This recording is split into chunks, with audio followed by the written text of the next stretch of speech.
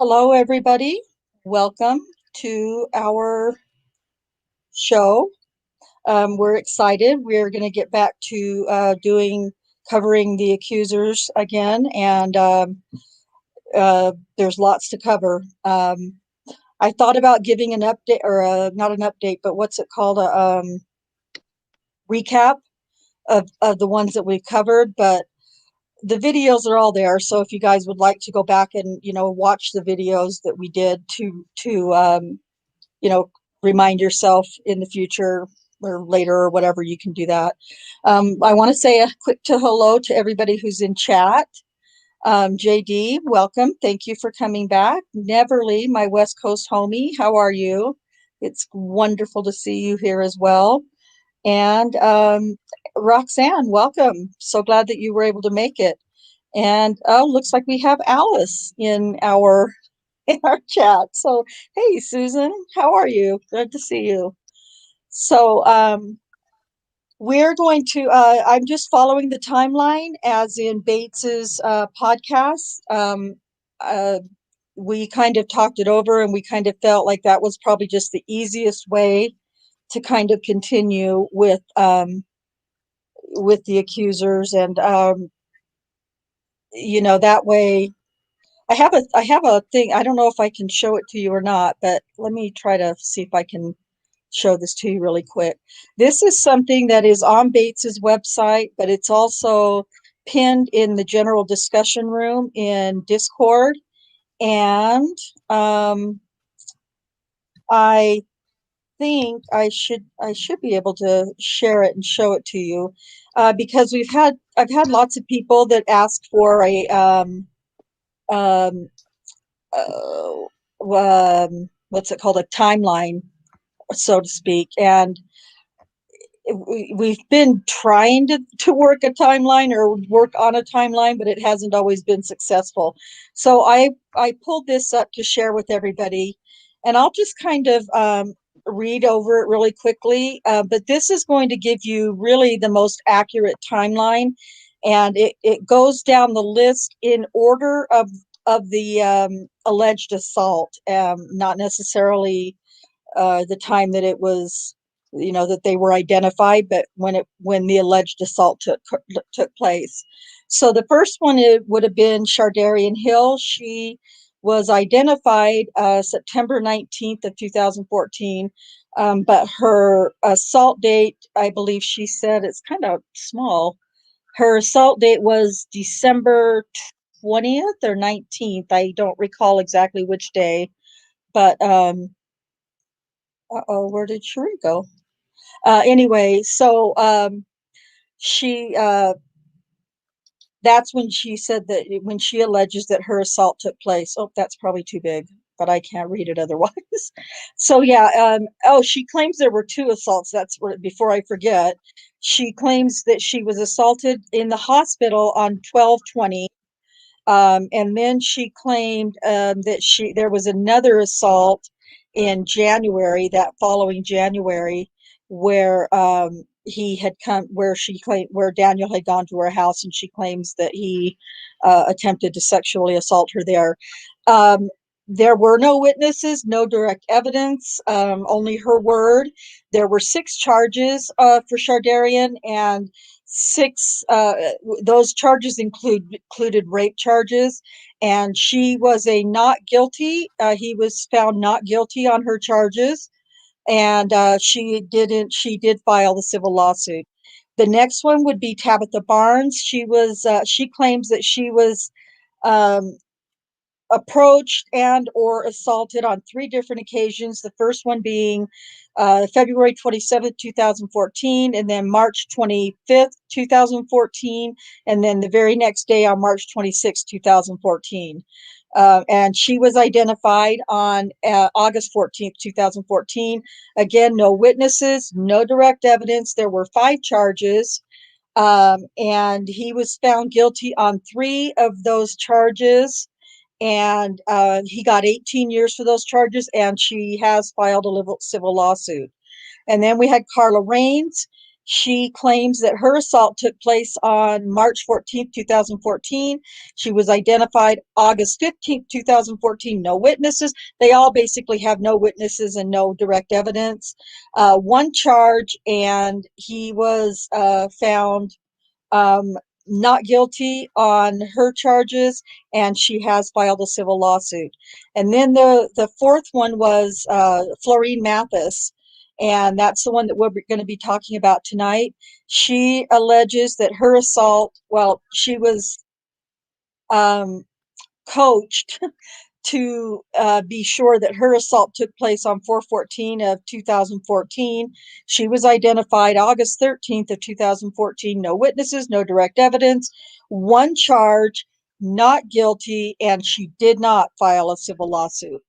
And then we'll get to the other ones in detail later, but following Florene Mathis, it was Rosetta Great, Regina Copeland, Sherry Ellis, Terry Morris, Sarita Bowen, Carla Johnson, Adara Gardner, Kayla Lyles, and then Janie Liggins, of course, was the last supposed um, assault that was committed. So that's not really a recap, but just kind of an idea of the timeline and where you can find it in Daniel's Truth Discord. And so if you're really wanting to try to make a timeline of your own or something, I would definitely go there and look at that and work with that because it's about as close to everything as you can possibly get. So tonight, though, like I said, we're going to discuss Florene Mathis, and hers was a fairly I don't want to say insignificant, but mm, there really wasn't much to her case at all. And I don't know, maybe you'll be able to see why when we show the video after a while, but Sherry and Alice and I are going to take turns reading the slides that Sherry has prepared. We're not going to read every single line because a lot of it is going to be in the hey catnip. A lot of it's going to be also in the video and things that we are we're going to share as well. So we're going to just kind of maybe just hit the high points in the slides. But I will, if it's fine with Sherry and Alice, I'll just start by reading the first slide. Accuser Florene Mathis. Now, she goes by another name, which is LYNN Gibson rather, excuse me. And she had it was really hard for me trying to find information on her in OSCN, which is the Oklahoma website for finding criminal cases and whatnot. And because her names are so I don't know. She's also got a last name of McLean or McLean or McCain, Florene McLean or McCain, and there's some marriage and death of husbands and whatnot that are involved in this. But she does have some aliases or AKAs, as I like to call them. Hi, Queen Bee. I'm so happy you're here. Welcome. So I will start by reading the first slide, and then we'll go to Cherie and then Alice, and then just keep going like that. And like I said, we're not going to read every line on every slide, but we're going to hit the high points for you as best we can. So accuser Florene Mathis, the charge was alleged sexual battery. It occurred on April 14th, 2014.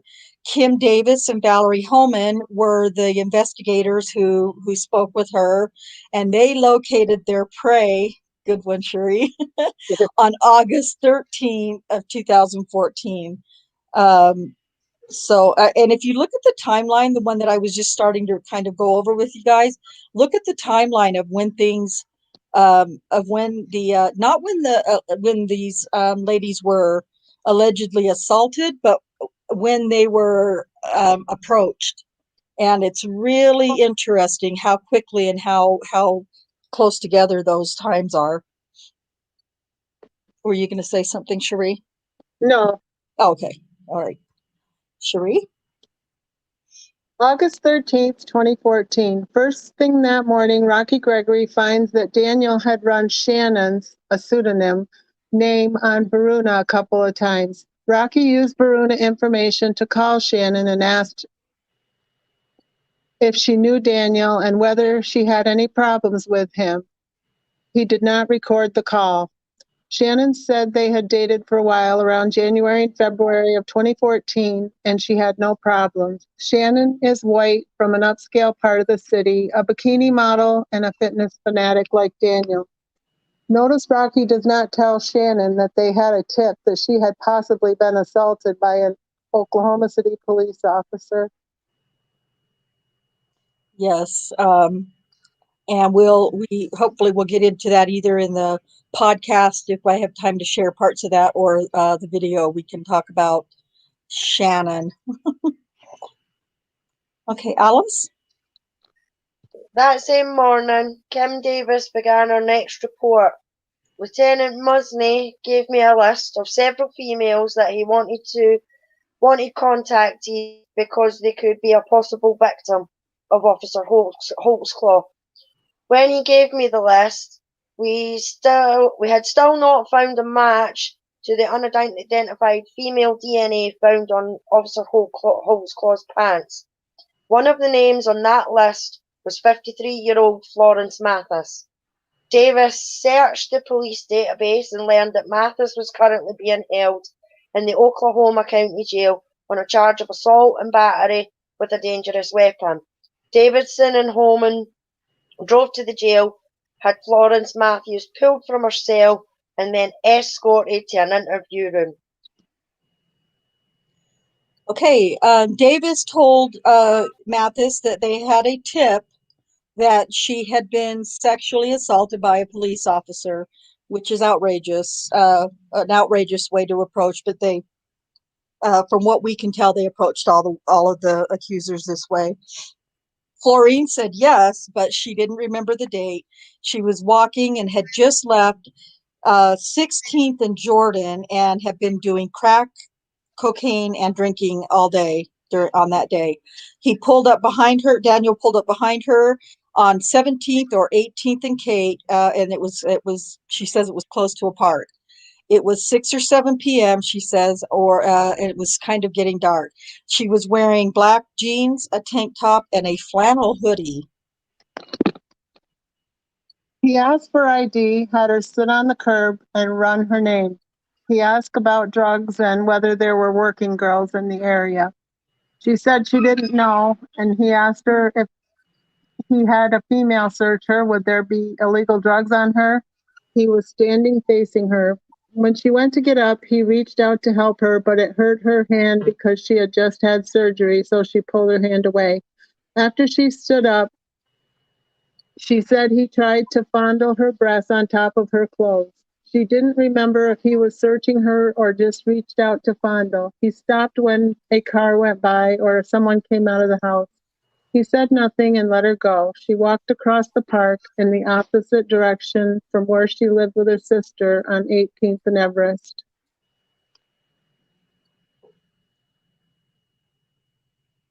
She was in jail since July 8th, 2014, awaiting trial for assault with a deadly weapon.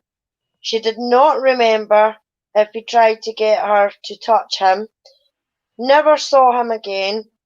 Description: half Hispanic, muscular, 5'10", 200 pounds. Police lights on when stopped, but off during encounter. Dark brown or black, slightly grey. New black police car with white letters. Well, Daniel had the new all black car, so that's wrong for a start. Just to start with, huh? Yeah, and he's more than, I'm sure, even just by looking at the pictures, he's more than 5'10" or all. Right. And Yeah. that was supposed to be hair in there. I missed a word. Dark brown or black, slightly gray hair. Sounds like Daniel. Not. No, half Hispanic, not. Right. Actually, though, Alice, she did say that he was driving the newer police car, I believe. Yeah, but was the new police car no black? It was all black with white letters. Right, right. Yeah. Yeah, I'm not anyway, yeah. Yeah, no gray. I haven't seen any gray hairs in any pictures of Daniel that I saw, so No, no, but exactly. 5'10" is a little bit short, when you were talking about 6 foot or 6'2", however tall Daniel was. 5'10" is there's some difference there. So, uh, you know, but they when they're making things up and having to guess, what they're supposed to be talking about, what do we expect? Um, Mathis said that he had stopped her before when she was working at Make Ready Remodeling on 16th and Jordan. And we're going to talk about that a little bit later. Make Ready Remodeling, because there is no such place on 16th in Jordan called Make Ready Remodeling. I've searched it. He had stopped her before that assault in March or April of 2014, and then again in December of 2013 or January of 2014 on 18th and Stonewall. And she says that then he put her in the back seat and that he had a female officer come out and search her.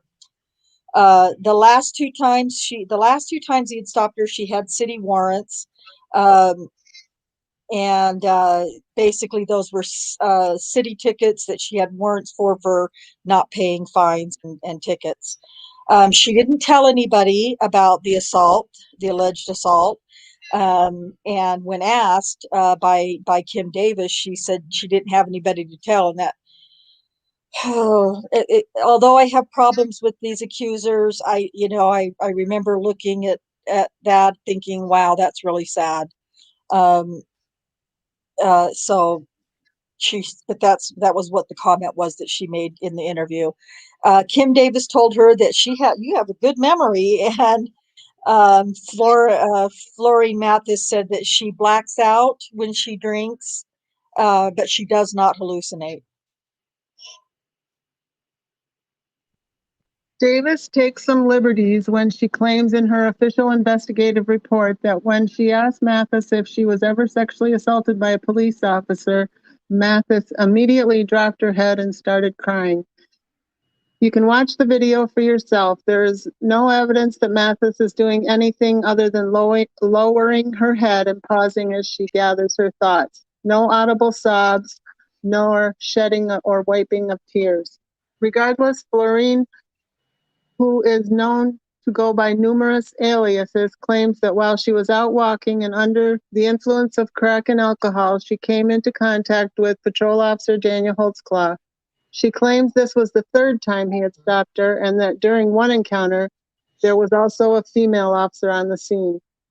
For most of the contact in question, Mathis says she was seated on the curb and that Holtzclaw was outside his patrol car standing next to her.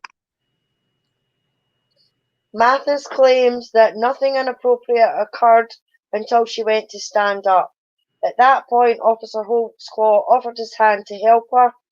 Mathis says she had previously had surgery on the left hand and that Holtzclaw's grip caused her some pain, so she pulled her hand away and said she could get up on her own.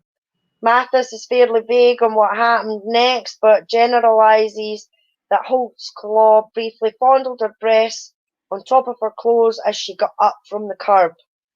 She claims that he stopped because either a car drove by or someone came out of a house. She can't remember which.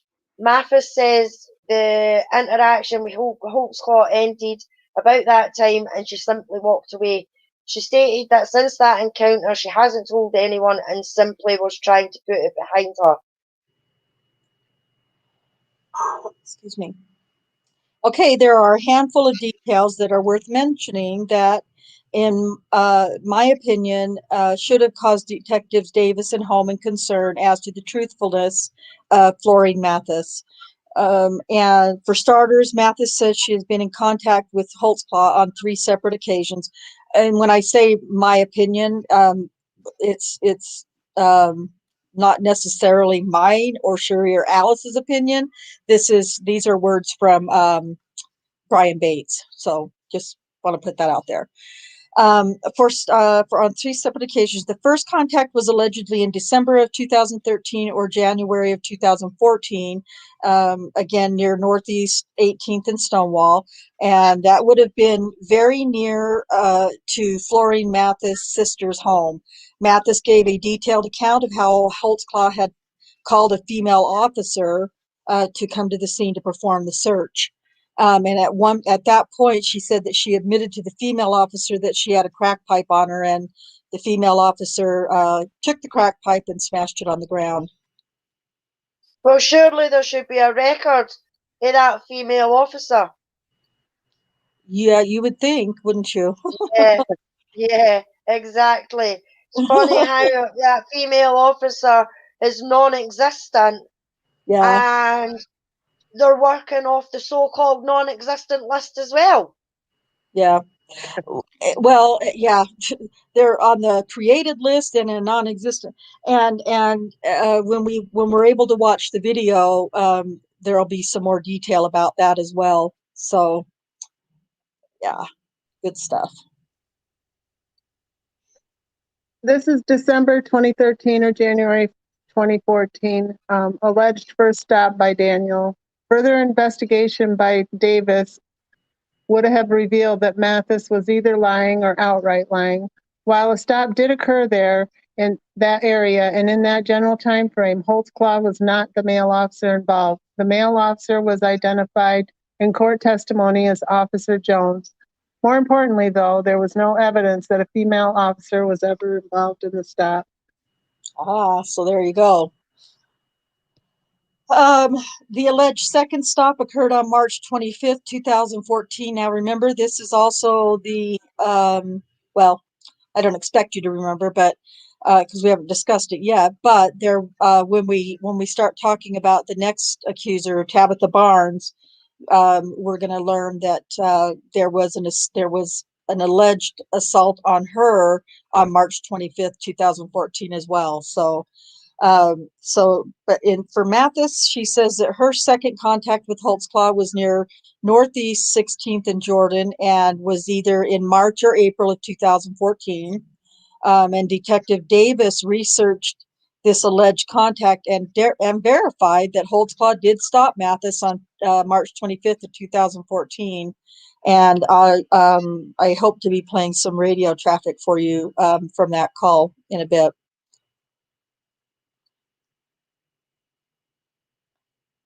I'll just go ahead and read this and carry it over. This stop occurred near Northeast 15th and Jordan.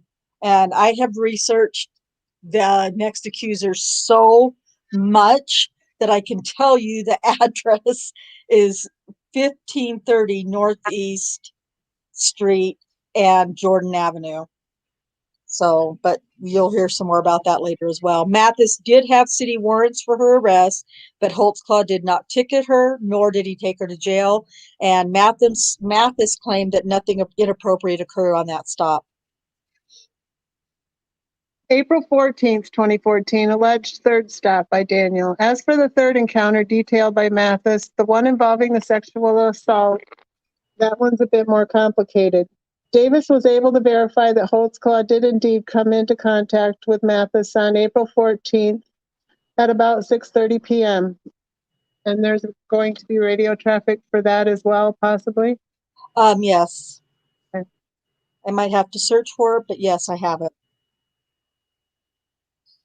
As the two sound bites of police radio traffic point out, despite what the prosecution and the media would like you to believe, patrol car GPS was not necessary to pinpoint the details and location of Holtzclaw's encounters.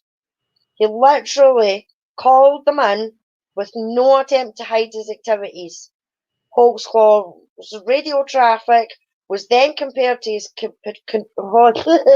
that again, Alice. It was then compared to his patrol car GPS for confirmation. The third encounter, though, the one allegedly involving the groping of Mathis' breasts, does have some significant contradictory details. Mathis said that she had left a residence at Northeast 16th and Jordan, but I promise you it was Northeast 15th and Jordan, where she had been drinking alcohol and smoking crack cocaine all day. She claims she was on foot, headed to her sister's house, and had made it to either Northeast 17th or Northeast 18th Street and North Kate Avenue. And I think I also will show what's it called? A map, you know, one of those things, um, of the general location of where she's talking about. That's when Officer Holtzclaw approached her in his patrol car from behind, and there's as Brian Bates will point out, a huge discrepancy in that. According to Holtzclaw's radio traffic and patrol car GPS, Holtzclaw actually stopped her near Northeast 15th and Jordan, or only about a block away from the crack house she had just left. There's a huge difference of nearly a half a mile. Furthermore, Mathis claims that she was headed west toward her sister's house, which would have only been a couple blocks from where she claimed she was stopped by Holtzclaw. Yep, she says when the stop was over and just after Holtzclaw had fondled her breast, she walked in the opposite direction of her sister's residence to a park that was in the immediate area. She then turned around and headed back to her sister's home. There is no park in the immediate area of Northeast 15th and North Jordan Avenue where the stop that we know took place with Officer Holtzclaw. But there is the Riley Leroy Pitts Park on the corners of both Northeast 17th and 18th Streets and North Kate Avenue. That park is directly in the opposite of direction of where she said she was headed, just as she described. However, the GPS records don't show that Holtzclaw ever made a stop in that area, that she is insisting where it happened on 17th or 18th Street, just off Kate Avenue, next to the park. This is, like I said, a huge discrepancy. And with the misidentification from the stop involving an alleged female officer that never actually happened, and now details of the most recent stop that match her description of a location, but not the location where Holtzclaw actually encountered her, this leaves leaves open the very real possibility that the event in which she was sexually assaulted actually involved either a completely different police officer or the assault never actually occurred at all. Mathis testified during trial that she estimates that she had been arrested some 30 times by different police officers and has a lengthy criminal record that includes time spent in prison. She also states that Holtzclaw tried to help her up and he inadvertently hurt her hand and then intentionally fondled her breast. According to her, she just stood there, too scared to say or do anything. Really? She may be 53 years old, but she's anything but meek or timid. Yeah. I mean, that's just, even that itself, you think about it, right? You're sitting on a pavement, right? Well, sidewalk, whatever, we call it a pavement, right?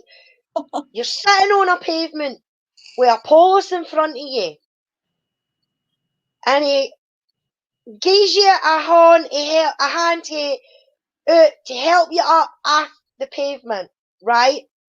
So he's put his hand, you've grabbed his hand, he's hurt your hand because you've had surgery, which is fair enough, so you pull away, but then he's just standing there in front of you with his hands out, and then he just gropes you?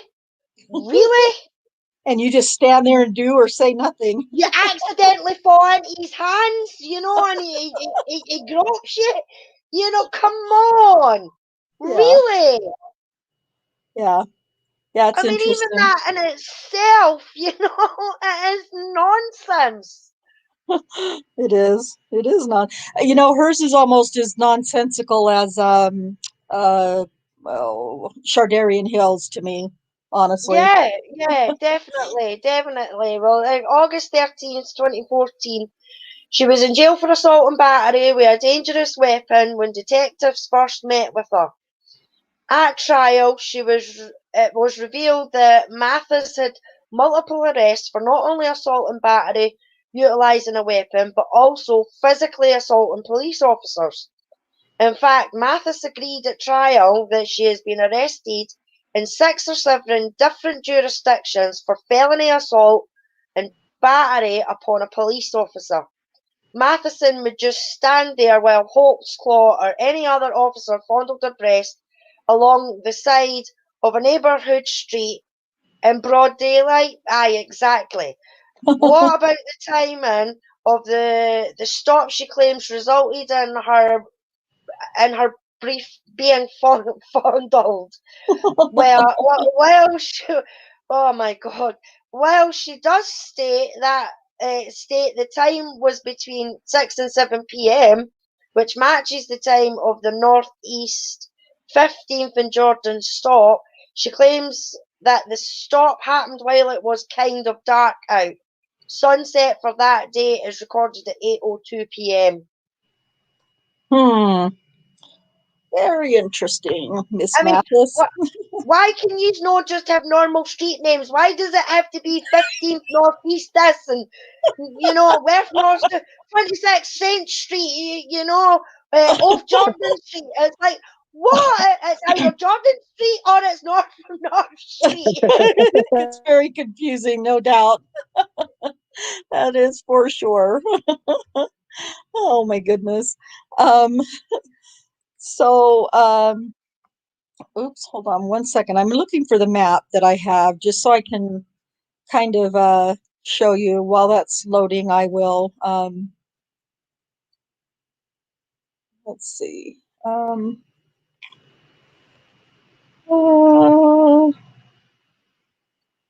well, I'll find that in a minute. Let me continue reading right here.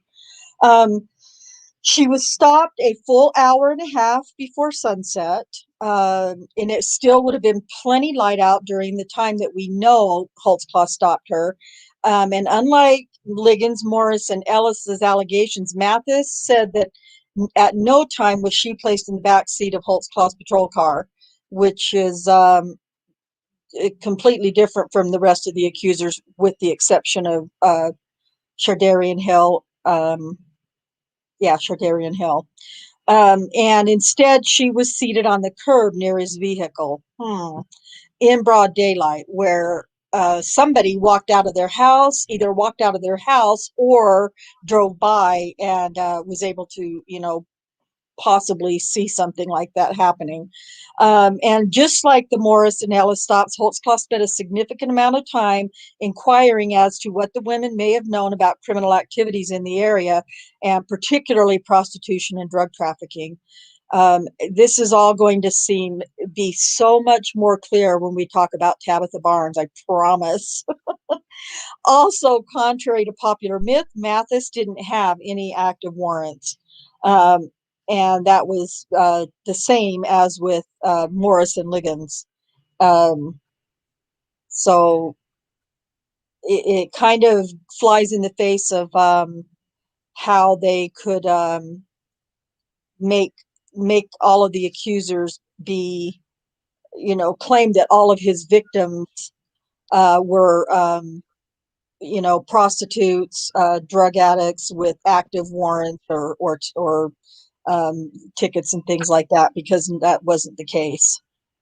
So, yeah. Oops, sorry. Oh, I passed off. Mathis clearly told detectives she could pick her attacker out of a photo lineup, but as we know, Detective Davis refused to show any accusers a photo lineup after Terry Morris failed to pick him out.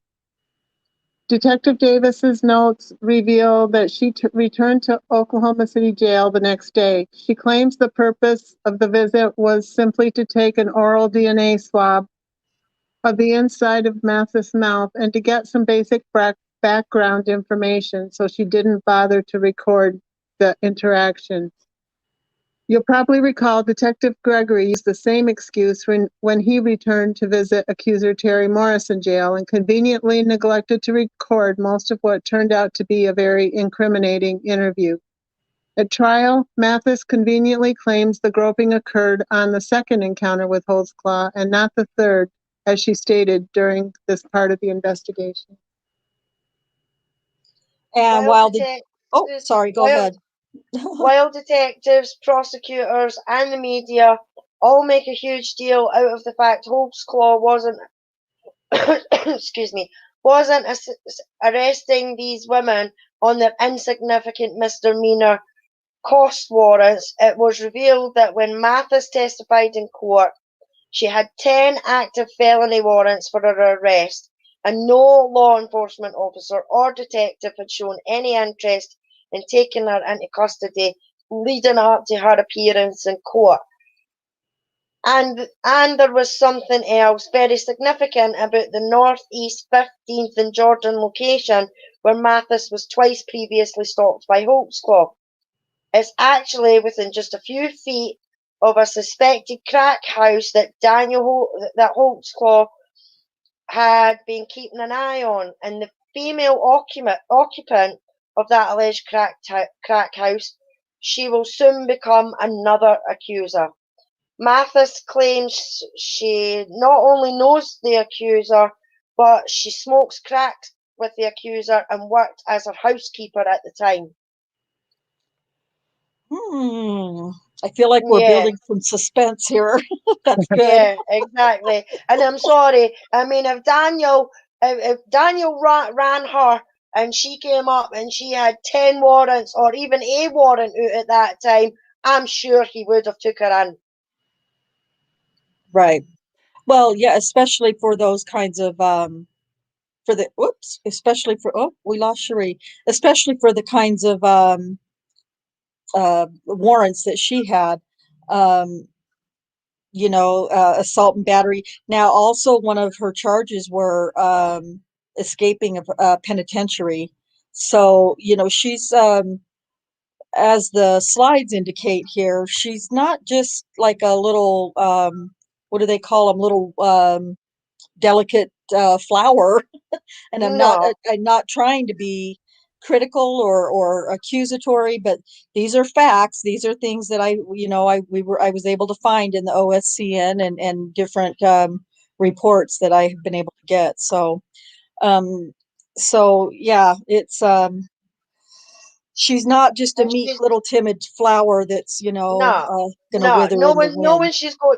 Knowing she's got charges against her for assault on a police officer, you know what I mean? That, to me, that means she's no fear to anybody. She doesn't care whether she gets arrested or no. She's not going to stand and let anybody give her any shit, whether it's a police officer or no. So I'm sorry, but if Daniel had, if what she was saying was true, if any police officer tried to grope her in any sort of way, she would have turned around and smacked them one.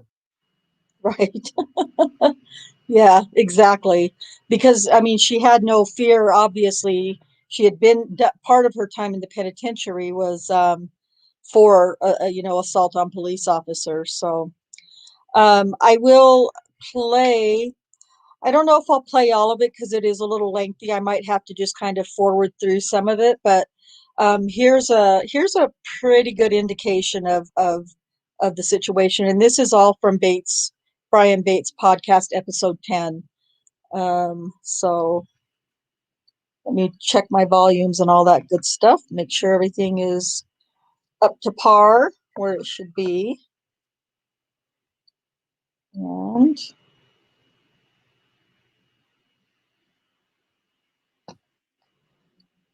okay.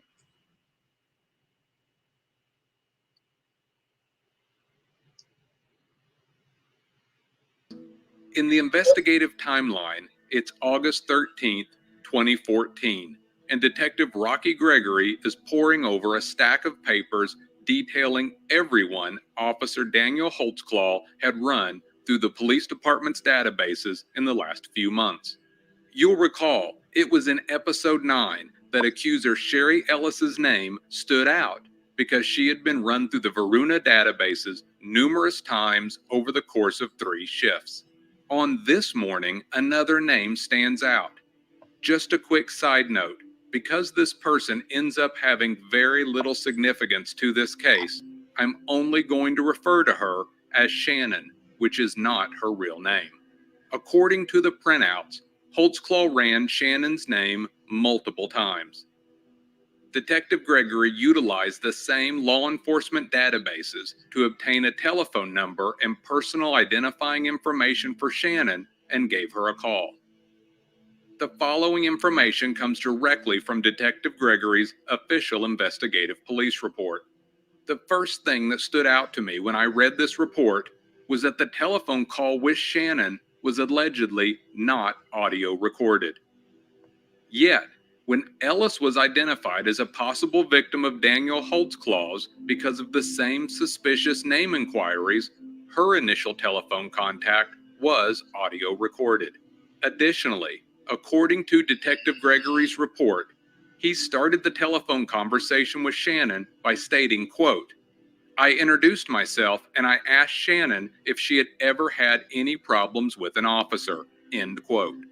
You'll recall that when Sherry Ellis was contacted, she was told that police had a tip that she had been sexually assaulted by an Oklahoma City police officer.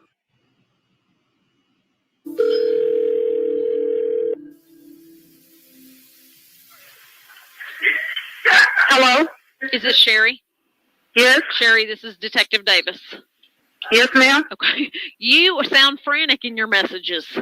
Oh yeah, because I don't know what's going on. It's okay. That's why I've been wanting to find you and just ask you something, okay?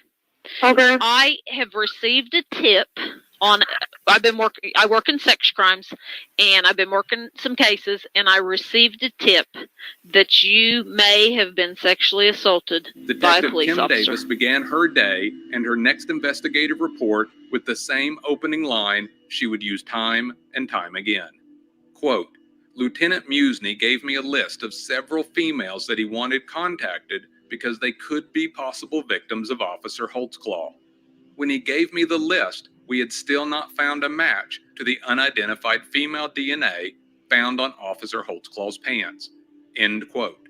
One of the names on that list was 53-year-old Florene Mathis. When Detective Davis searched the police database, she learned that Mathis was currently being held in the Oklahoma County Jail on a charge of assault and battery with a dangerous weapon. Detective Davis and Homan drove to the Oklahoma County Jail, had Florene Mathis pulled from her cell, and then escorted to an interview room. The following is the audio from that interview. This original interview is about 25 minutes long. The audio is fairly poor, and Mathis's answers are often not audible. For those reasons, I have edited this audio for time and quality. Oh, I'll stand. You know, I'm good. I'm good. Well, if we need one, we'll go. Yeah. Retreat. Okay, Mister. Is it good? I'm Detective Davis, Kim Davis, my partner, Detective Holman. How come you're in here? Just out of curiosity. For assault and battery with Davis. Oh, did you kick somebody's ass?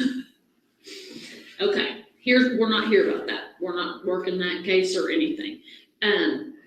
We received it, we work in sex crimes, okay?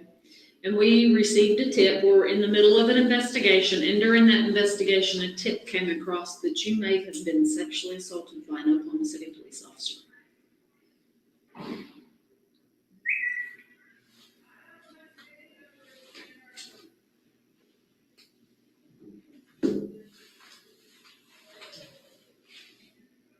Get a chair. Do you want a Kleenex?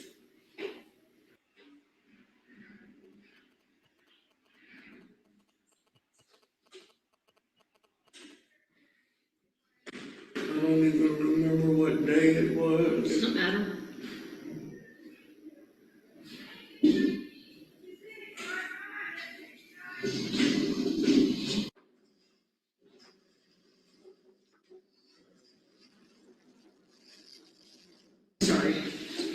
all she said so far is she didn't remember what day it was.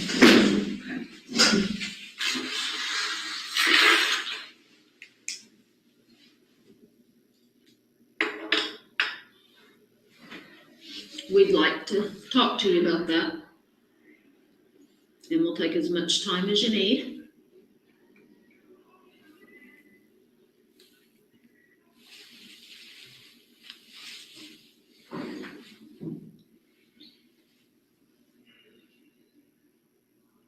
I'm gonna take some notes if you don't care.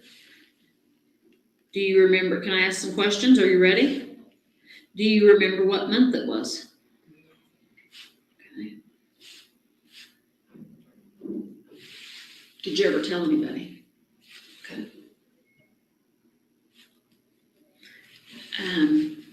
Can you tell me, and I'm gonna ask you a question, and I don't mean this in a bad way, and I'm not judging or anything. Were you on drugs that day?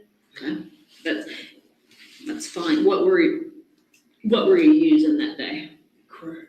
And I've been drinking. So. Drinking. What's that town? Do you remember, were you driving or were you walking? How did you come in contact with him? I was walking. Do you remember what street you were walking on? No, I had just left 16th and Jordan. Okay. And where did you get stopped?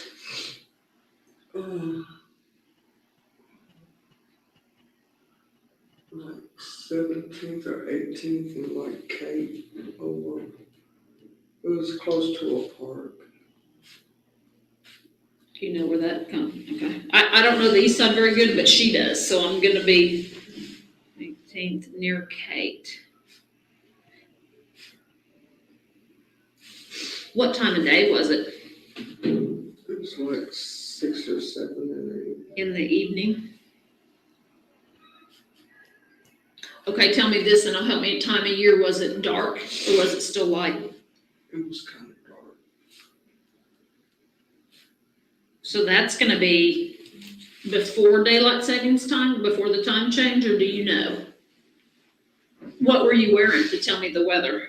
I had on, it had just started getting warm. Okay. So do you remember what you were wearing? No, I had on some jeans. I had on some black jeans and I can't remember what, I know I had on like a tank top with a jacket on. What kind of jacket? Like a coat or like a sweatshirt type of jacket or something else? It was one of the flannel hoodies, jackets. Okay. Tell me a little bit, you tell me, you left 16th and Jordan, is that where you were smoking and drinking? Okay. And you start walking, were you walking alone? Mm-hmm. Tell me how you got approached. Did he come from behind you, from the side of you, or from directly straight on? It was from behind me. Okay. He stopped and asked me if I had ID. Did he get out of the car to ask you that? Yes. And he asked if you had ID? Yeah. Okay. Did you? Yes. Did you have a purse or did you have it in your pocket? In my pocket. Okay. Did you give it to him? Yes. Okay. Tell me what happened next. He ran a check and I came back clear. Did he run a check over the radio or over his computer, or do you know?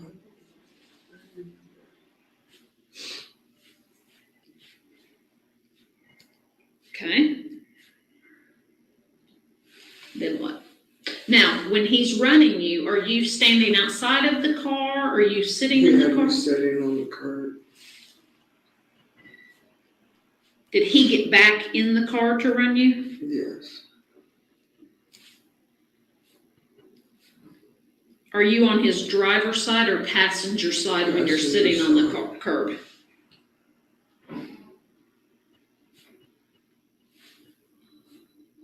Okay. Then what happened? And he started asking me about other girls that was working girls and stuff that was around through that area, if I knew any of them. And, did he call them working girls? he said, are there any, okay, he actually said it. Was he out of the He car? more or less pertained it like I was out there working, and I told him I wasn't. I was on my way home. Was he out of the car when he was doing this? Yes. Have you ever been a working girl before? Years ago. Okay.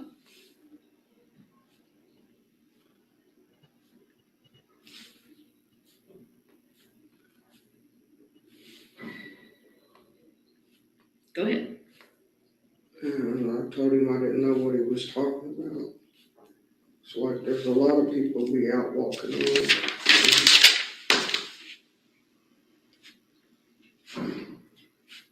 Okay. And he said something about with me always being in that area that I knew what was going on and stuff like that with the dope houses and the working girls.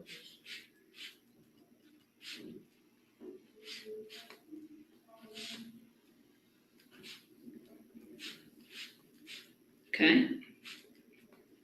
Where's he standing or sitting? He's standing right in front of me.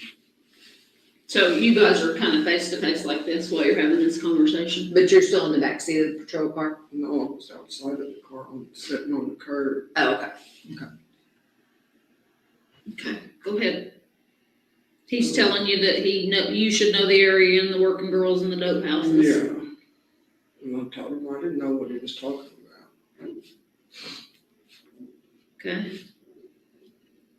And he was like, well, if I had a female officer come search you, would you have anything on you illegal and stuff? And I told him no. Was that the truth? Yes.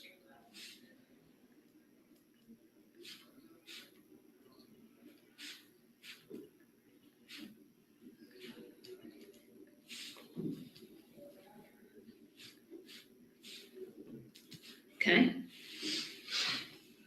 Yeah.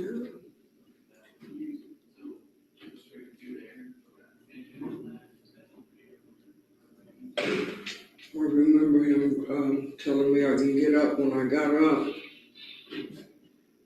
He was trying to help, and I told him I can get up by myself. How was he trying to help? Reach out to pull my hand, pull me out. I snatched my hand back because I've had surgery on my left hand. Did he ever touch your left hand? Yes. Did it hurt? Yes. Did he touch it too hard, or just did it hurt because you had surgery? Because I had surgery. Okay.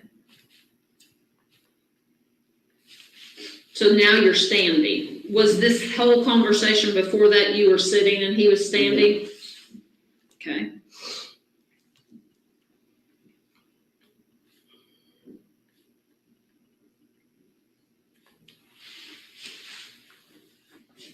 So now you're both standing and facing each other? Okay.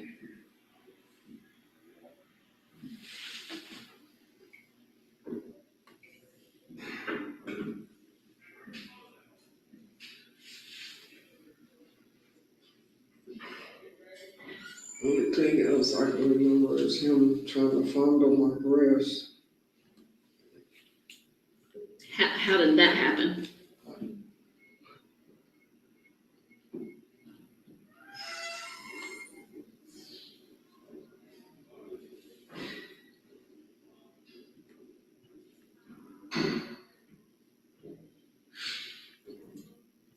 When during the contact did that happen? After I had stood up. Are y'all like still in the curb area? Or are you in front of the scout car? Or? It's right, I'm sitting on the curb and I get up and he's right here, leaning up toward this passenger door. Did he just reach out and fondle, or was he searching you, or did he just reach out and grab you, or?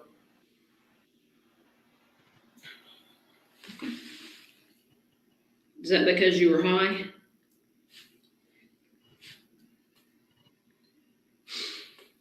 Now, when you say you remember him trying to fondle your breast, did he ever touch them? On top of your clothes or underneath your clothes?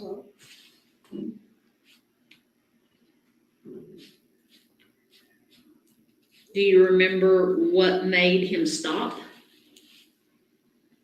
A car or somebody came out of their house or something.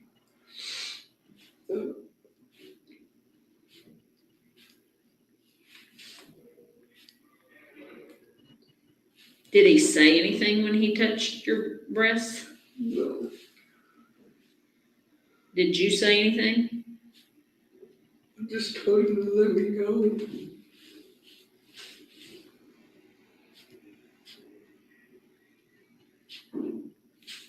What did he say when you told her that?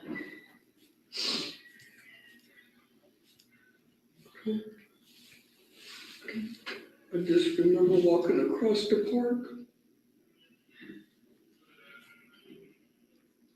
Is that kind of by your house? Yes, in the opposite direction. Where do you live? I was staying on 18th and Everest at the time. 18th and what? Everest.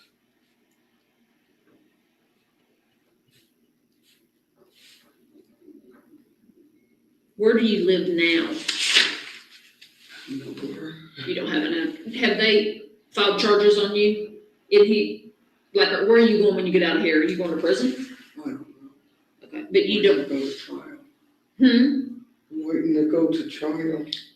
Do you, when you get out of here, do you have a sister, a brother, a mom, or a dad? Where? Sister. What's your sister's name? Megan. Will you get your mail like there, or what's that address? Northeast 18th. Do you have a phone? Does your sister have a phone? Is that the address you're talking about on 18th and Everest? Well, it's between Everest and Stonewall. Right, but that's the one that you were talking Where you about. going to?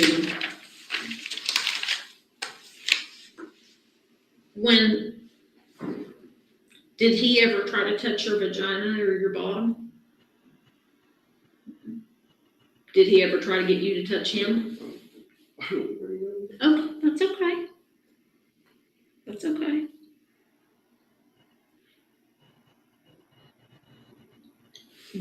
When you walked across the park, did he just drive away? From that point on to, when did you get arrested and come in here? On the 8th. Of what? July. Okay.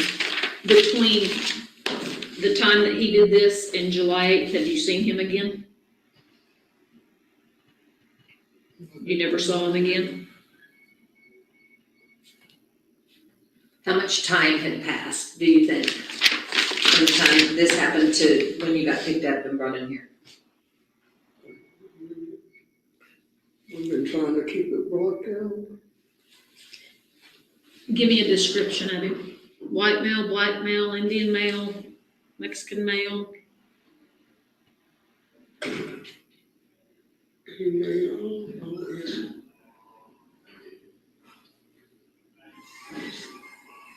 he could have been part Hispanic and white. Okay. No, he was real muscular.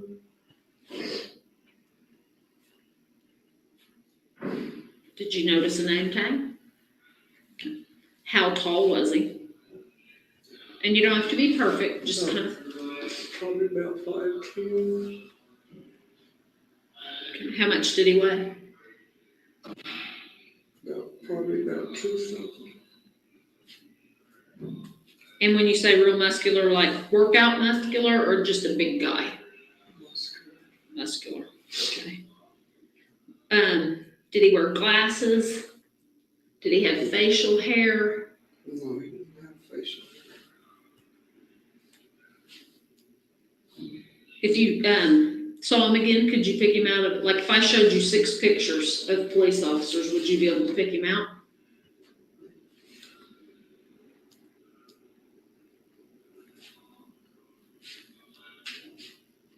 What kind of car was he in? He was in a black and white. When he stopped you, did he turn his lights, the overhead lights on or anything? Yes. He did? Were they on the whole time y'all were talking? Did he turn them off when he was running you?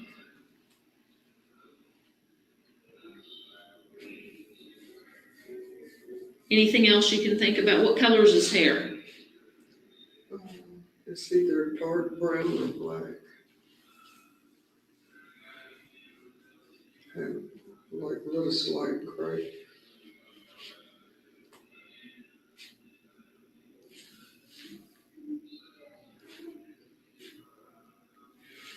Can you think of anything else about him that describes him?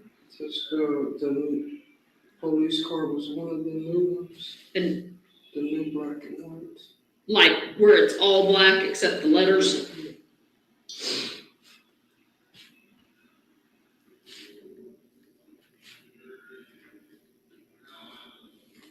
Had you ever seen him before this time? Yeah, he stopped me before when I was working. As a prostitute? No. At work and what? What do you I mean? was doing make ready on the 16th in Georgia. What's make ready? It's remodeling. How long before this contact was that contact? Back in like, it was around March or April. Of 2014?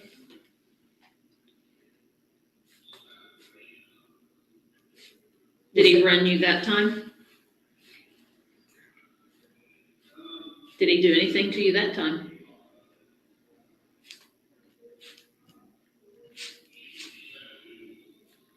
So the time that he touched your breast was after March or April of 2014?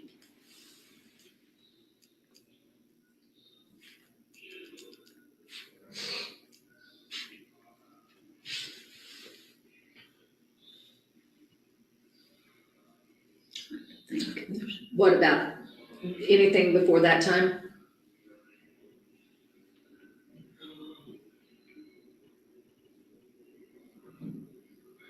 I think it was another time that he had stopped me. Probably December or January. And that was like on the 18th. 18th and what? Right around Fawn Shield. I mean, not Fawn Shield, and Stonewall. Did he run you that time? Yeah. Are all these times are you on foot? Mm-hmm. Starting, so is this gonna be the first time you've ever come in contact with him? So from that time to the last time, was it ever discussed about, hey, I see you around or anything? And he ran you that time, the first time and the second time and the third time, and you came back clear every time? Well, the one time, the last 2 times I had warrants and he told me to take care of them. And I was trying to take care of them, paying them a little money at a time. So the second and third time, and the third time being the time he touched your breast, you had warrants? What were the warrants for? They were city warrants, failure to appear and not paying my tickets. Failure to appear and not paying tickets. And he just told you to take care of them? Yeah.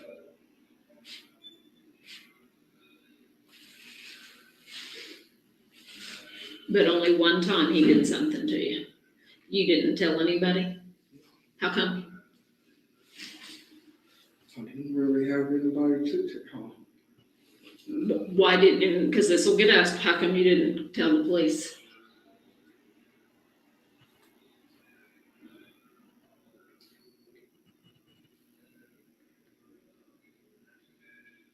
I just tried to forget about it. Okay, and that's fine.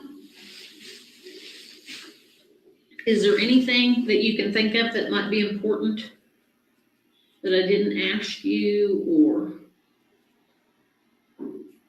any of these times, 1, 2, or 3, did he ever search you and put you in the back of the car?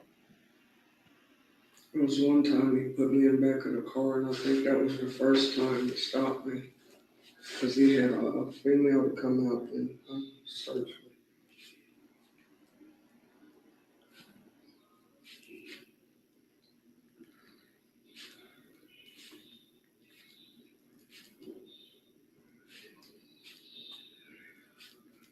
So the second and third time, he didn't put you in the back of the car?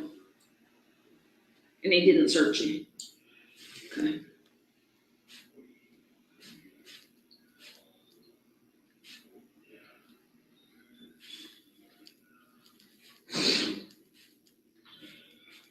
How old are you?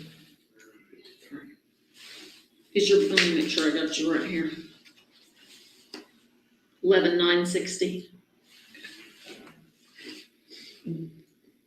There's gonna be a lot of questions asked.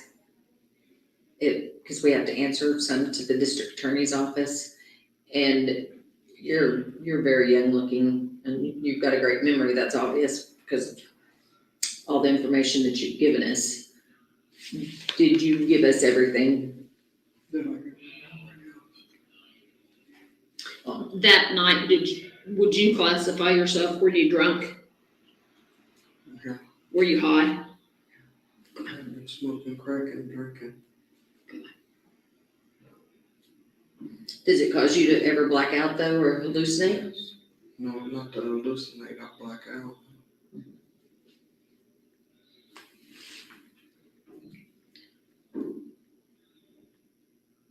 We're very sorry for something you've come up against. And we're gonna. It's embarrassing for us that we have to come ask you these questions and tell you when a police officer did that to you. We're embarrassed because we're police officers. But I don't want you to think that, I mean, a lot of people say brothers in blue. If he's out there doing that, it's not right, it's not appropriate, it's against the law, and we won't put up with it, and we want you to know that we won't put up with it. And I did not bring a card over here. I'm gonna put on a piece of paper my name and her name and our telephone numbers. If you need to call us, you call us collect, and if we see that you call collect, if we're not, then we can come over and talk to you, if you need to talk. So, do you have any questions?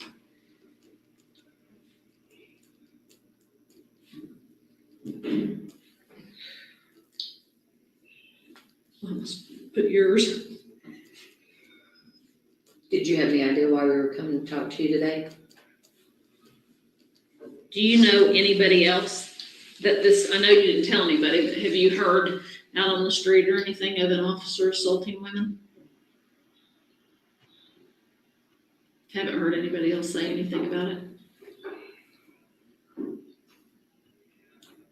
Do you have any questions? Something's gonna be done about this. Okay? We're not gonna put up with it. Okay, good. That's good. We take that, and just, we didn't put detective or anything on there, so you don't feel like you can't be caught with that, and you can't get in trouble for having that either. You follow her, and she'll take you back. Thank you, Florene, appreciate it.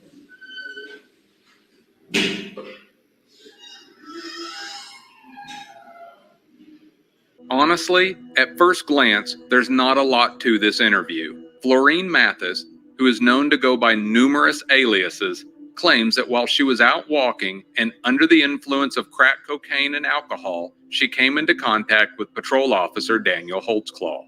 She claims this was the third time that he had stopped her, and that during one encounter there was also a female officer on scene. For most of the contact in question, Mathis says she was seated on the curb and that Holtzclaw was outside his patrol car, standing next to her. Mathis claims that nothing inappropriate occurred until she went to stand up. At that point, Officer Holtzclaw offered his hand to help her. Mathis said she had previously had surgery on her left hand and that Holtzclaw's grip caused her some pain. So she pulled her hand away and said she could get up on her own. Mathis is fairly vague on what happened next, but generalized that Holtzclaw briefly fondled her breasts on top of her clothes as she got up off the curb. She claims that he stopped because either a car drove by or someone came out of her house. She can't remember which. Mathis said the interaction with Holtzclaw ended about that time and she simply walked away. She stated that since that encounter, she hasn't told anyone and simply was trying to put it behind her. While some may be tempted to dismiss this incident as nothing more than a she said, he said, there are a handful of details worth mentioning that, in my opinion, should have caused Detectives Davis and Homan concern as to the truthfulness of Florene Mathis. So let's take a closer look at her allegations. For starters, Mathis says she has had contact with Holtzclaw on 3 separate occasions. The first contact was allegedly in December of 2013 or January of 2014, near Northeast 18th and Stonewall. This would have been very near Florene Mathis's sister's home. Mathis gave a detailed account of how Holtzclaw had called a female officer to come to the scene to perform a search upon her. At that point, she said she admitted to the female officer that she had a crack pipe on her and that the officer took the crack pipe and smashed it on the ground. Further investigation by Detective Davis revealed that Mathis was either mistaken or outright lying. While a stop did occur in that area and in that general time frame, Holtzclaw was not the male officer involved. The male officer was identified in court testimony as Officer Jones. More importantly, though, there was no evidence that a female officer was ever involved in that stop. Mathis said her second contact with Holtzclaw was near Northeast 16th and Jordan and was either in March or April of 2014. Detective Davis researched this alleged contact and did verify that Holtzclaw did stop Mathis on March 25th of 2014. The following is the radio traffic from that stop. Tuesday, March 25, 2014, 16, 51 and 34 seconds. Unit number in Malkin? Charlie 45, Tuesday, I want to run all the way March through. 25, 2014, 16, 52 and 0 seconds. I got one to run, goes with my 2 aliases. Last name is going to be Mathis. That's Mary Adam Tom, Henry Otis Sam. First name is going to be Florence, that's Frank 16, Lincoln, Ocean Robert, Edward Noah, Charles seconds. Edward. Edward is 65 female. Also goes by the last name of GIBSON, first name of LYNN. Can you spell GIBSON and LYNN, and is that still the same date of birth? 52 and 40 seconds. Same date of birth. Last name GIBSON's George Otto Baker, Sam Ocean Nora. First name is Lynn Lincoln Young Nora. 10-4. Charlie 45, Tuesday, AEW, under Landis, David Henry 1, Paul Sam 3. Clear out to GIBSON, LYNN. This stop occurred near Northeast 15th and Jordan. Mathis did have city warrants for her arrest, but Holtzclaw did not ticket her or did not take her to jail. Mathis claims nothing inappropriate occurred during this stop. As for the third encounter detailed by Mathis, the one involving the sexual assault, well, that one's a bit more complicated. Detective Davis was able to verify that Holtzclaw did indeed come into contact with Mathis on April 14th, 2014 at about 6:30 p.m. The following is the radio traffic from that stop. 45 out on 15th and Jordan, processor. 15th and Jordan. I'm good. Monday, April 14, 2014, 45, I got one to run. 18, 40 last name is GIBSON, George Otto Baker, seconds. Sam Ocean Nora, first name is Lynn Lincoln Young Nora. Monday, Other April alias name of 14, Florene Mathis, 2014, social 18, 40, 1 social and 0 440. seconds. She gave me a date of birth of 11/60, Blackville. As the two sound bites of police radio traffic point out, despite what the prosecution and the media would like you to believe, patrol car GPS was not necessary to pinpoint the dates and locations of Holtzclaw's encounters. He literally called them in, with no attempt to hide his activities. Holtzclaw's radio traffic was then compared to his patrol car GPS for confirmation. The third encounter, though, the one allegedly involving the groping of Mathis's breasts, does have some significant contradictory details. Mathis said she had left a residence at Northeast 16th and Jordan, where she had been drinking alcohol and smoking crack cocaine all day. She claimed she was on foot, headed to her sister's house, and had made it to either Northeast 17th or Northeast 18th Street and North Kate Avenue. That's when Officer Holtzclaw approached her in his patrol car from behind. Right there is a huge discrepancy, and Detective Davis and Homan know it. According to Holtzclaw's radio traffic and patrol car GPS, Holtzclaw actually stopped Mathis near Northeast 15th and Jordan, or only about a block away from the crack house she said she had just left. That's a huge difference of almost half a mile. Furthermore, Mathis claims that she was headed west, towards her sister's home, which would have only been a couple of blocks from where she claimed she was stopped by Holtzclaw. Yet, she says when the stop was over, and just after Holtzclaw had fondled her breasts, she walked in the opposite direction of her sister's residence to a park that was in the immediate area. She then turned around and headed back to her sister's home. Well, if you bring this all up on a map, and I have one published to this episode's homepage at holtzclawtrial.com, there is no park in the immediate area of the Northeast 15th and North Jordan Avenue stop that we know took place with Officer Holtzclaw. But there is the Riley Leroy Pitts Park on the corners of both Northeast 17th and 18th Streets and North Kate Avenue. And that park is directly in the opposite direction of where she was headed, just as she described. However, GPS records don't show that Holtzclaw ever made a stop in the area she is insisting it happened, on 17th or 18th Street, just off Kate Avenue and next to a park. This is a huge discrepancy, with the misidentification from the first stop involving an alleged female officer that never actually happened, and now details of the most recent stop that match her description of a location, but not the location where Holtzclaw actually encountered her. This leaves open the very real possibility the event in which she was sexually assaulted actually involved a completely different police officer, if the sexual assault actually ever occurred at all. I feel it's important to point out that Mathis testified during the trial that she estimates she has been arrested some 30 times by different police officers and has a lengthy criminal record that includes time spent in prison. Which brings up another concern I have. Mathis states that Holtzclaw tried to help her up, and he inadvertently hurt her hand and then intentionally fondled her breasts. According to her, she just stood there, too scared to say or do anything. While I'd accept that as the truth from many people, I have my doubts when it comes to Florene Mathis. She may be 53 years old, but she is anything but meek or timid. You'll recall, she was in jail for assault and battery with a dangerous weapon when detectives first met with her. At trial, it was revealed that Mathis has multiple arrests for not only assault and battery utilizing weapons, but also physically assaulting police officers. In fact, Mathis agreed at trial that she has been arrested in 6 or 7 different jurisdictions for felony assault and battery upon a police officer. I can't imagine Mathis would just stand there while Holtzclaw or any other officer fondled her breasts along the side of a neighborhood street and in broad daylight. And what about the timing of the stop she claims resulted in her being fondled?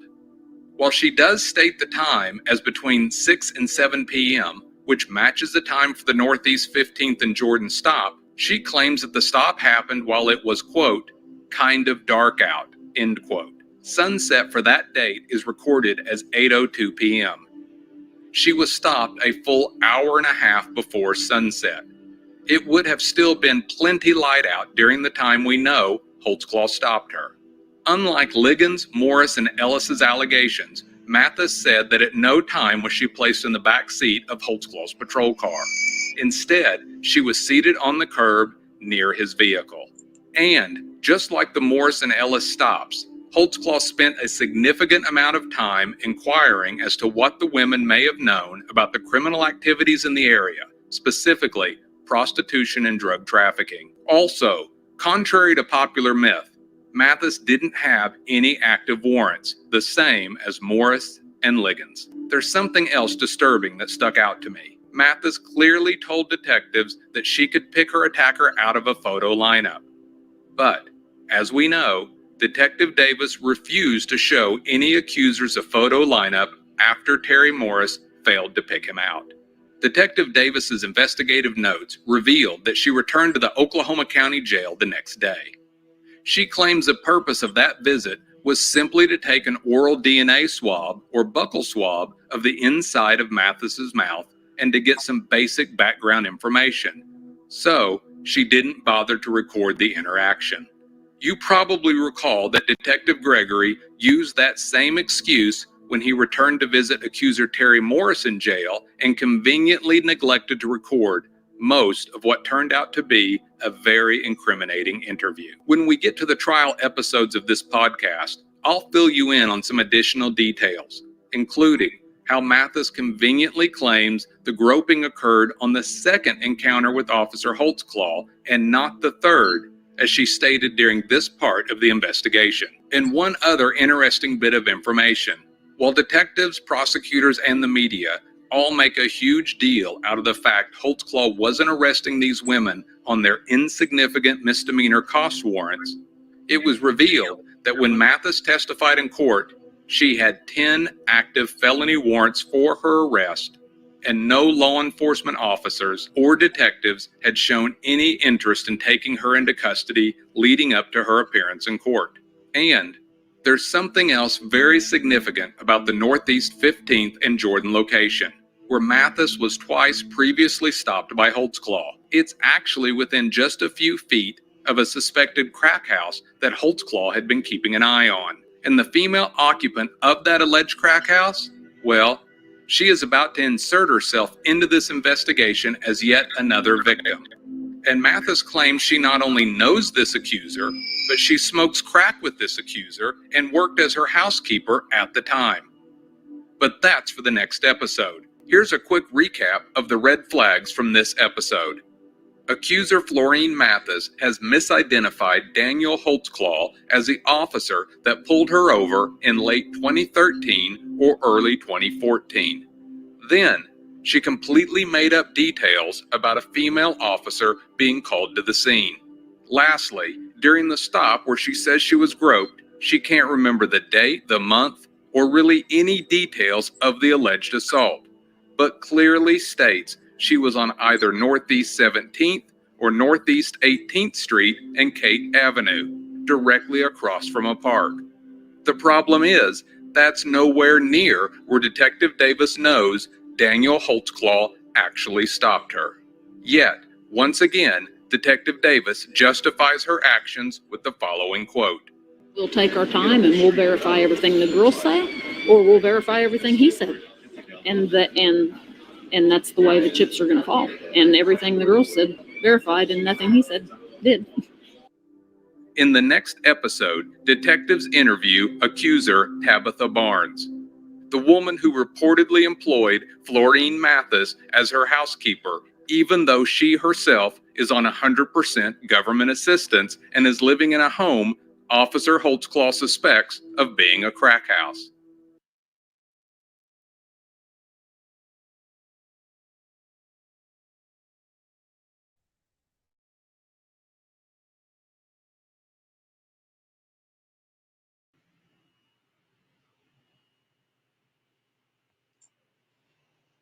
Yes, so that is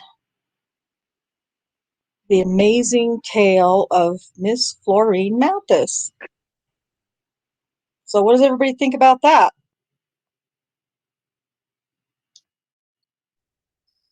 All right. Bullshit. Yeah, at the very least. Yeah, some definite bullshit, right? Oh my god. That was a load of bloody drivel. It really was. Yeah, it's extremely I don't know. I just feel like you can just see and hear all of the discrepancies or lies or all of the above. I don't know. It's disgusting. So I mean, yeah, the fact that it go as far as it has and all is just mind-boggling. And I no wonder she's not gone for the bloody lawsuit. right. You know what I Yeah, mean? Because because that's just, she knows it's just ridiculous, right? Or at least yeah. that's what I think too. I did manage to so I'm kind of irritated, but well, that's nothing new, I guess, with me. But um, so I had this map all worked out, and it looked really nice and really precise. And I'm not a perfectionist or anything, but it really looked good. But then I remember it. Well, evidently, Google Earth Pro. I should not be talking. Doesn't do autosave like regular Google Earth does. And so, for whatever reason, my computer decided it was just going to go ahead and shut down and restart right at that moment because, during while I was working on it, because it had some updates that installed and I neglected to set it for a future time. Anyway, well, it doesn't automatically save. And so the map that I had spent so much more time on didn't save at all. So I did hurry up and put one together though, while the video was playing. And I'll try to explain to you especially for those of you who are not familiar, um, uh, all of these locations. Well, a couple of the locations I didn't have time to put in all the stops and everything that Mathis was talking about. But what I want to show you right now is hopefully is this big enough that everyone can kind of get an idea or see what I'm pointing at, or I don't know how to Yeah. get rid of this window over here, so it's kind of stuck. Um, anyway, so I'm just going to let you know that this right here is Northeast 15th Street, and this street right here is Jordan Avenue. This is the corner house right here where the next accuser in the line in Bates's timeline is going to come from, is right here on this corner house, Northeast 15th and Jordan Avenue. Now, I want to ask you, so this is going to be this is actually, oh, you know what? I forgot about something. So I could be wrong and I'm going to have to do some investigating. I forgot, but this is another one just to really make you crazy, Alice. So 15th going north follows that it's going to be 16th north. Well, actually, right north of 15th is Northeast 16th and Terrace. Oh, And jeez. then a block away from that is Northeast 16th Street. So I had forgotten about that when I was looking for this place called Make Ready that Tabitha or that Florene Mathis said that she worked at, Make Ready Remodeling. We're going to have to Google that and find out if there is such a place.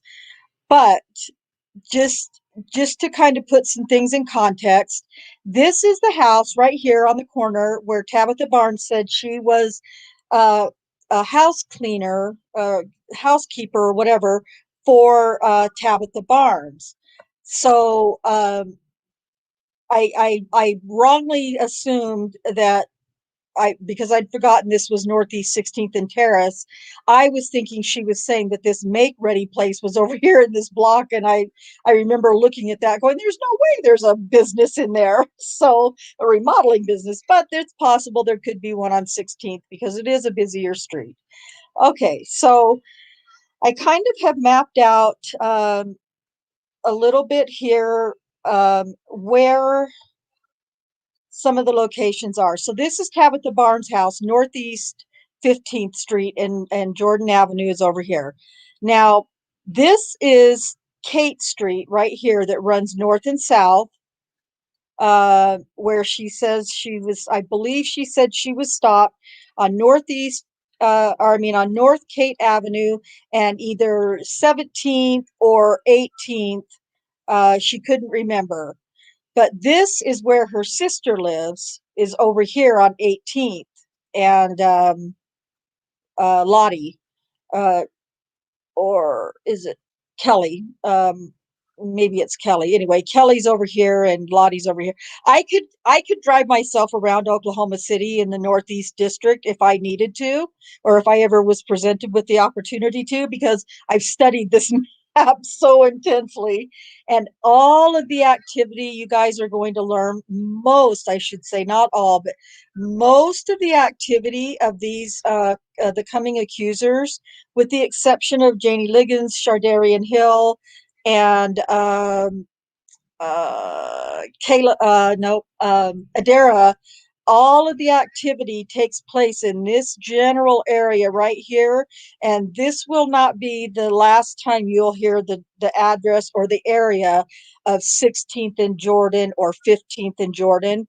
And I believe when they say 16th and Jordan or whatever, they're just trying to deflect away from 1530 Northeast Street and Jordan Avenue, because they know all of these accusers, most of these accusers know that this is a crack house right here. And that's a fact. And the Tabitha Barnes story is going to be kind of like what's it called? Terry Morris's, in the sense that it is coming up as a handyman service. Okay, thanks, Roxanne. So she says it was make ready remodeling, so I guess that does fit. So okay, well, she was still claimed to be a housekeeper for Tabitha Barnes.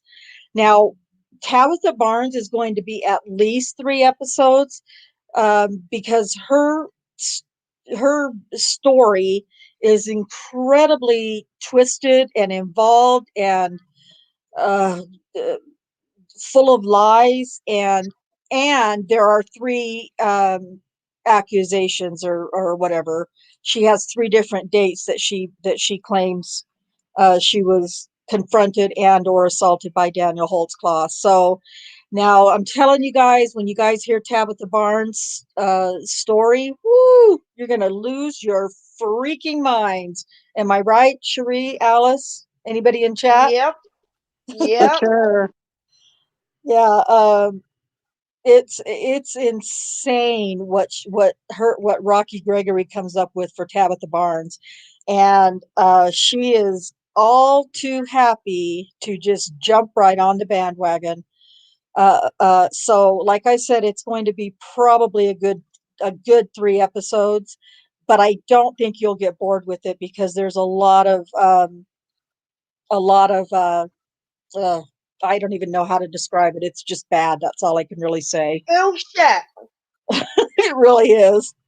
It really is. And yeah, I mean, and Tabitha Barnes involves her children as witnesses. You're going to learn that Tabitha Barnes has not 1 but 2 housekeepers, 2 house cleaners. My God, man. So I made the mistake of trying to listen to Brian Bates when I was going to sleep. oh, Just in the background. And I was lying and the lights were off and everything like that, and I was just settling down, and as each one is going through, I'm lying there and I'm like, Are you kidding? What? What did she just say? Are you kidding me? And I had to switch it off. I just had to switch it Yeah. off Yeah. because it was getting me more awake. It wasn't putting me to sleep because I couldn't believe half the things that I was hearing in some of these interviews that some of these women have gave. Yeah. It just makes you can't go to sleep on this kind of stuff. It's too infuriating for sure. Yeah, Sure. yeah, So, all right. Well, like I said, we're going to have, the next few shows are going to be pretty big and pretty, detailed. Um, I, I would like to say I'll cut out as much of the bullshit as I can, but most of it is that. So, it's impossible. yeah. I mean, I don't want, there's so much that's hard that you don't want me to cut out because it's too important to the individual cases. So, Yeah, but I will try to make it as condensed as I possibly can. Well, we will, not just me, and we will. We're going to bring you a really good tale next week, the beginning of one. yeah. So, But I mean, with that, that's just it, though, Rhonda. I mean, even if we have to do maybe 3 or 4 on one suspect, there's bits that you can't leave out because it is important to the tale, you right, know. exactly, So it might mean that we have to do 2 or 3 or 4 episodes on the one person because there is just too many questions to try and be answered and too many things to look into. We just each of these accusers, there's some of their stories are so far fetched that if you leave a wee bit out, people will be like, "Eh, what? Wait a minute." So you do have to go through the accusers and the stuff, the bile that's coming out of their mouth is unbelievable. I mean, that's why I keep saying bullshit, because to me, it is bullshit that's right, coming out of these women's mouth now. Don't get me wrong, I'm not saying none of these women were sexually assaulted by a police officer. I'm not saying that at all. But what I am saying is these women were not assaulted by Daniel Holtzclaw. right. I agree. That's my opinion, and I will say it and say it and say it because yes, these women might have been assaulted by an Oklahoma police officer, but it was not by Daniel Holtzclaw. Exactly. I concur. I definitely concur. Thank you for that passion, Alice. That's amazing. Um, what was that, Cherie? I just said it is, yes. Yeah, we need everybody. Whoops, I don't. There we go. That's better. I'm just playing around with StreamYard, so sorry.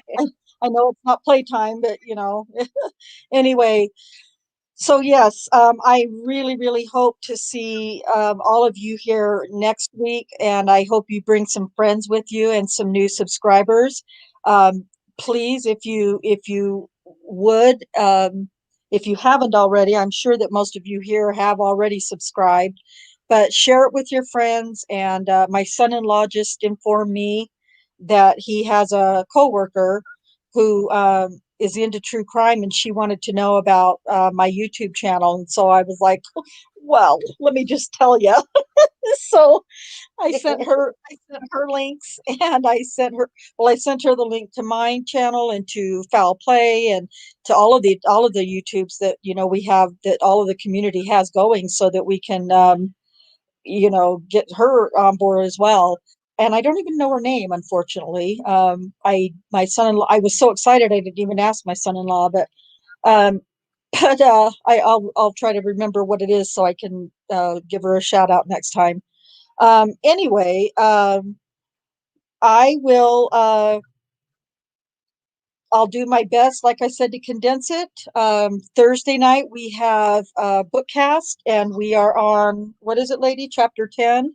Yes. Yeah. Chapter chapter 10 coming on Thursday. So we're going to have a nice discussion about chapter 10 in Death and Justice. And that's about to wind down in a few chapters. So I hope to see everybody on Thursday. And I hope to see you all back here on Tuesday for sure, because you don't want to miss the beginning of Tabitha Barnes, because if you miss the beginning, you miss a lot. So if nobody else on the panel has anything else to say or add before we go, or there's no more questions or comments from chat, we're going to go ahead and say goodnight for now. Please like and share and subscribe. Please leave comments and suggestions, I mean, and we'll do our best to get back and read those and comment back. Until Thursday night, peace out. Bye. Bye.